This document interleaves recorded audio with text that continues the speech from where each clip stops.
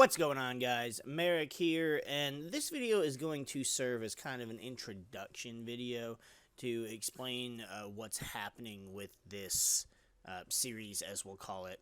So back in the day, with the good old original Battlefront 1, made by Pandemic, that came out in, 2003, I believe?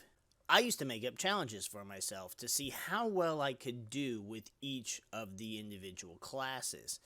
Now, back then, we only had 5 classes per faction, and each class only had one setup, so it was a lot more simplified than the current Battlefront games.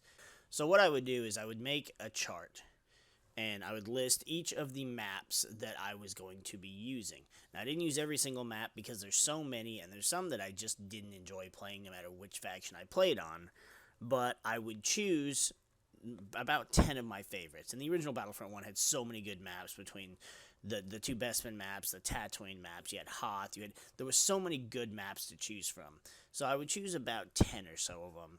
And then I would go through and I'd play a couple times on each map as, say, the assault class, the default rifle trooper. And I would play it, and I would see how many kills I could get winning the match without dying. And then I would write that score down, and I would do that a couple times for each map, and do the same thing for each class. And I would see what the highest number, the best overall score I could get, to then determine which class I played the best on each map, and then figure out which class I played best overall. Now, if you're watching this video, I'm sure you've seen that we've been doing a lot of Battlefront content over the past, what's it been, about a year or so now? Just because I've been getting back into playing it again, having a lot of fun with it. And a lot of times I'm just playing it in my spare time while videos are rendering, or whether, while I'm getting dinner cooking, whatever's going on. And some of those matches don't have any audio, they don't have any commentary, so it's just, matches of me doing decently well that I just like to upload. And one night when I was streaming, I had the idea of, what if we tried to do that same challenge, but with Battlefront 2 2017? Now, the problem with doing that is, unless I do offline, I can't choose my maps. And I'll be honest, I've tried playing offline. I played offline to learn how different classes worked, to try and learn different heroes, when I finally decided I wanted to try and learn some heroes. And it sucks, man. Instant action, which was great in the first 2 Battlefront games, it sucks in 2017's game. Like, it's awful. It's slow. It's a little laggy, I want to say, which doesn't make sense since it's not online and it's not, like, it's localized. There should be no issues. But it just doesn't play well, even though I get to choose the maps, and not a lot actually happens. I'll have some scores, but at the same time, I also don't know, unless I was recording and sat there and counted it up while I was watching the recording, I wouldn't know what my score is, because it just tells you at the end what your points are. It doesn't tell you your kills, your deaths, your assists, it doesn't tell you any of that. So, I deemed co-op to be the easiest way to go about doing this. And I say easiest because it's already going to be a big challenge in and of itself to do a project like this. Because each class has 5 different weapons, and amongst those 5 weapons, each of the base classes, has 5 weapons. Each of those weapons has different attachments, which makes the weapons actually function different in certain circumstances. And so those different weapon loadouts, we'll call them, is then now a new weapon. So essentially then 5 weapons can turn into 8, depending on which class we're talking about. And I think the officer's pistols, there's so many different configurations that there's actually almost double the amount of weapons if you include the different setups that make a difference. And what I mean by make a difference is, like, adding a burst mode, adding, like, for one of the heavy weapons, adding the alt fire to I think it's the TL-50, the weapon that Iden has. So it essentially is a new weapon because it has different properties and that make it different enough. The original plan was to do all of this, both Clone and Empire, because those are the only factions I enjoy playing. And then I realized I don't have the time for that. I don't have the time to do all that because it's a lot. So then I ended up narrowing it down to just one faction, and I chose the Empire over the Republic because the Empire is more enjoyable to play as. As much as I hate saying that, I prefer to play as the Republic, but the thing is, with the maps you're given, especially on Republic, Trip a Hive is damn near impossible if you don't have 3 other teammates that know what they're doing. And Naboo is the same thing. Like, when you get to that final phase, defending on Naboo or assaulting the final phase on Trip a Hive is so difficult. I've only won them a couple times with randoms. It's just, and I mean, having the, I guess it's the lack of communication, and it's just rough. So that kind of would already like take down the maps that I'd be using, and I don't really have any of those issues on Empire maps, with the exception of like if my team decides to let the rebels take all of the command posts on Jabba's palace, so we get to the end. If you let them get to the end with too much time, just 1 or 2 things can go wrong. Whether Yoda and Luke show up and you can't handle the Jedi heroes, whether Leia shows up and pops her shield right on the fucking command post, and then all the rebels huddle in there. Like, the AI are smarter than people give them credit for, and it becomes so difficult to win that it's just not fun. Same thing with Scarif. If you let them get to the end, the final phase, too many times. What's the other one? And Endor can be so difficult to defend. So, but overall, those are still much easier to deal with than Trip a Hive or Theed. So I decided to go with Empire. Plus, I love all the different Imperial looks. I love the different clone cosmetics too, but while the cosmetic is different, it's still a clone trooper, whereas Empire, it's like, yeah, stormtrooper, sand trooper, scout trooper, snow trooper, shore troopers. It's more different. So it's a little visually more appealing to see over and over and over again. But so that's what we're doing with this, and not including heroes and vehicles and shit, just for the not even reinforcements, just for the 4 basic classes. There are 40 different weapon configurations that make a weapon different enough to count as separate weapons. So that's a lot.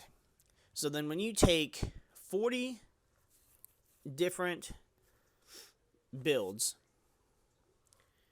and then times that by 8, so I can at least have one of each of the maps, that's a lot. That's a fucking lot. And then if I end up getting that map multiple times, or say we don't win on one, and if we get a defeat, it's not the end of the world, because I'm not going to do this over and over and over and over again. But I do want to stream this so you've got commentary to go along with it, because some of these weapons are better than others, and some of them are arguably worse. But in trying to unlock all of the attachments, I learned to appreciate a few of them that I normally wouldn't use. And I don't still particularly use them over my preferred weapons per class, but they're not bad. And it makes me understand now that there are a little more variety with the weapons you can go with. And some of them just suck terribly. But we'll get to that when we get to it. So this, in hindsight again, when you're looking at 40 different configurations, 8 different maps, that's a lot. That's a lot of videos. So I can't turn this into a series like I do with other content, where it's like, oh, well, we'll do, 2 a week, this day and this day, and because it'll take forever. Even if I did 1 a day, that's still 40 weeks. That's damn near a year. and I don't want to do that either. So I think this might be a series. This honestly might be a series that I just, as I have them edited, as I have the numbers to go off of for each of them, I'll just upload them. They'll be uploaded in their own playlist, but I don't think I'm going to upload each test as its own. Like, each configuration will not be its own playlist, because that'll just be redundant and bog down my playlists. And so they will be separated by order. So basically, I will have the first 8 with the default weapon, and then I'll have the first 8 with the first customizable weapon, and then so on and so forth. And I'll try to keep the order for each map in order as well, probably by release. And what I mean by that is probably by, like, I was going to do it by movie release, like chronologically. So you would start with Kessel, and then go to Scarif, and then Tatooine, and then Yavin. And then I kind of thought about it, and it's like, well, I kind of want to, I don't know, because while chronologically, yes, that's the proper way, to me it's also like, well, you kind of start with the OT, so why not do, A New Hope, then Empire, then Return, then get into Scarif, then get into Solo. And I'm not sure if I want to do that. I'm not sure which way would be the better way to go. It doesn't really matter in hindsight, I suppose, but I want to keep them consistent as far as the uploads. So there may be days where you see multiple videos uploaded at once, and that's going to be really weird, and you're probably going to get annoyed with all the notifications. Please don't turn them off if you have them on, but sorry. It just seems like it's such a hassle one way or the other, because if I do it per weapon configuration, that's 8 maps, right? And depending on how many phases you get to, whether on offense or defense, a match is going to be anywhere between 5 to 15, 20 minutes. So then when you multiply that by 8, like, you're getting a big video file, and I don't want them to be big video files. So each of the matches will be individual, which then makes them more consumable, right? Because you can just play one and then be done. You can play another one. You can take your time with it, or you can binge them. Which then, if you're binging them, then it really wouldn't be different either way from having it as a big video. But I'm kind of just like, I try to shy away from really long videos because I feel like they don't do as well. And you guys have said in the past that you guys prefer 20 to 30 minute videos. So I just want to stick with that formula. That's what you guys said it worked. And it makes it easier to keep up with as well. So, but that's what we're going to be doing with this series. And we're going to be doing some other stuff. We're working towards doing more streams earlier in the day, possibly in the evening. For you guys, and I've got a lot of stuff planned that I want to do. I want to get back to doing shiny hunts again. It's now November 2nd, so we have all the Halo Infinite stuff that we want to be doing too. So there's going to be a lot of streams being done, but we'll still be having these Star Wars streams so that we can work our way towards having these done. And then we'll get to Heroes eventually, and then we're going to work our way up to other game modes like Galactic Assault and possibly Supremacy again. So, just wanted to kind of have a video explaining how this was going to work and why all these videos are being uploaded to a separate playlist and why some of them will be uploaded multiples at a time. So, if you enjoy watching Star Wars Battlefront content, take a look, drop a like, subscribe, stick around for a while. Come and hang out during some of the streams, and, yeah, just thanks for the support.